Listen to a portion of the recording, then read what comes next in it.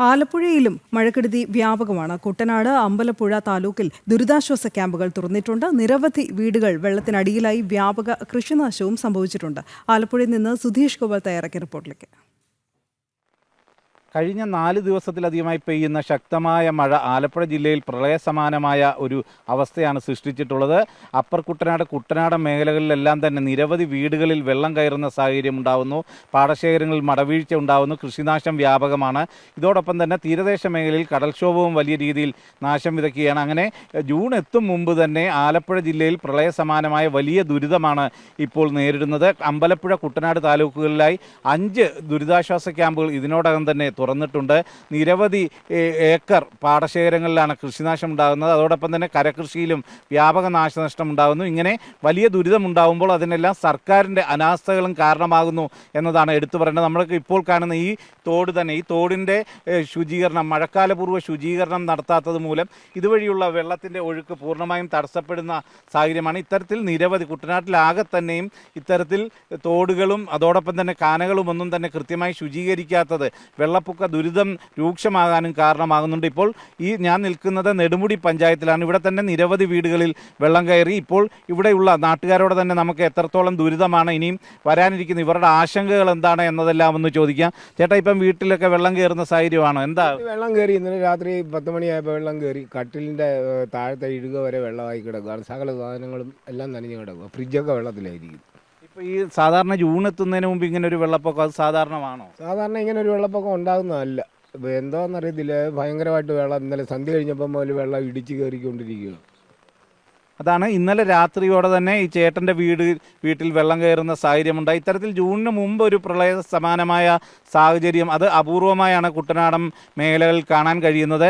ഇപ്പോൾ ഈ വീടുകളിലൊക്കെ തന്നെയും വെള്ളം കയറി കിടക്കുന്ന ഒരു സാഹചര്യം നമുക്ക് കാണാൻ കഴിയും. ഇതിനേക്കാൾ ഭയാനകമാണ് ഇവിടെ നിന്നും പിന്നിലേക്ക് പോകുന്ന ഭാഗങ്ങളിലൊക്കെ തന്നെ അവിടെ അരയറ്റം വരെ വെള്ളമായി കഴിഞ്ഞു എന്നതാണ് നാട്ടുകാർ പറയുന്നത്. അങ്ങോട്ട് എങ്ങനെയുണ്ട് ചേട്ടാ വെള്ളം? നമ്മുടെ വീടിൻ്റെ എല്ലാം കയറിയിട്ടുണ്ട് വെള്ളം.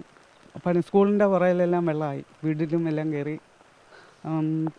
പെരയ്ക്കകത്തെല്ലാം കയറിയിരിക്കുകയാണ് വെള്ളം. ഈ ഒരു സാഹചര്യം തുടർന്ന് ദുരിതാശ്വാസ ക്യാമ്പിലേക്ക് മാറേണ്ടി വരുമോ? മാറേണ്ടി ഉറപ്പായിട്ട് വരും. ഇത് എന്താ ഇങ്ങനെ ഈ രീതി സർക്കാരിൻ്റെ ഭാഗത്തെ ഒരു അനാസ്ഥയോട് ഇത്തരം ഒരു സാഹചര്യം പെട്ടെന്ന് തന്നെ ഉണ്ടാവാൻ കാരണമല്ലേ?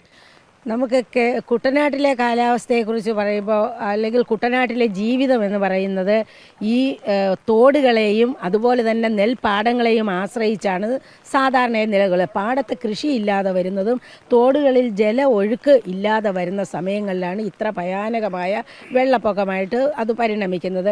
കഴിഞ്ഞ ഇടവപ്പാതി, ഇന്നിപ്പോൾ ഇടവം പകുതിയായത് മെയ് തീരുന്നതേ ഉള്ളൂ.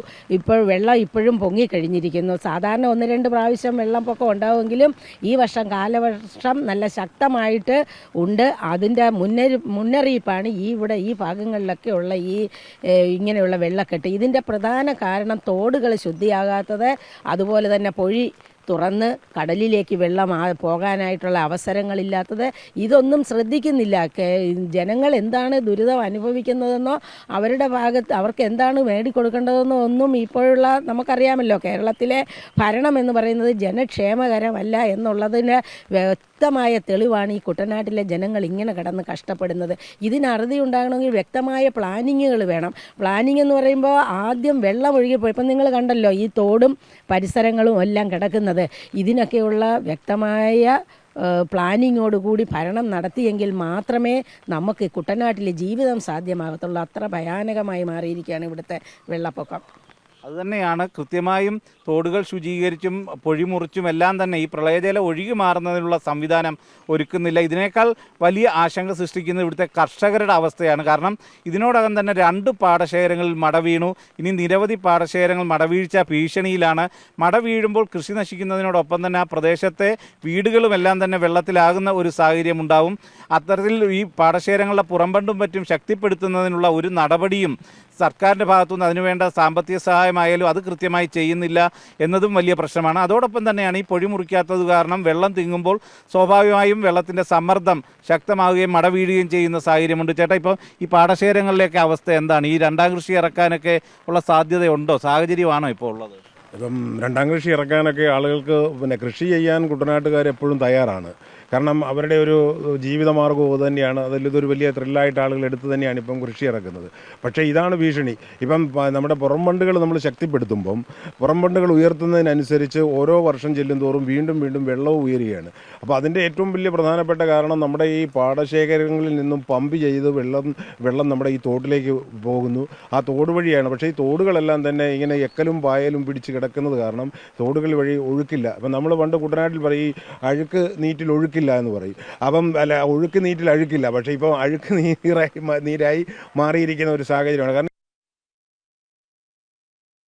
വെള്ളം വന്നാൽ ഇപ്പം ഭീഷണി പിന്നെ ഇതിൻ്റെ കൂടെ ചേർത്ത് പറയാനായിട്ടുള്ളത് ഈ ശേഖരങ്ങളിൽ നിന്നും വിഷവും പിന്നെ വളവും ഒക്കെ ഇടുന്ന വെള്ളം പുറത്തോട്ട് ആ വെള്ളം ഒഴുകി പോകുന്നതിൽ ഇവിടെ കെട്ടിക്കിടക്കുകയാണ്.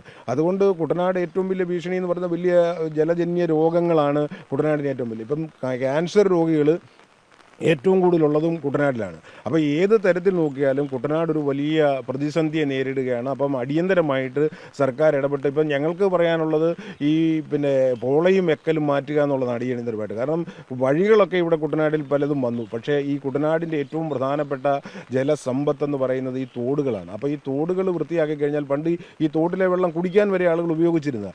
ഇന്ന് ആ കാല് ഒന്ന് അല്ലെ നമ്മളൊന്ന് കൈ ഇട്ട് കഴിഞ്ഞാൽ നമുക്ക് വലിയ രോഗങ്ങൾ ഉണ്ടാകുന്ന ഒരവസ്ഥയാണ്.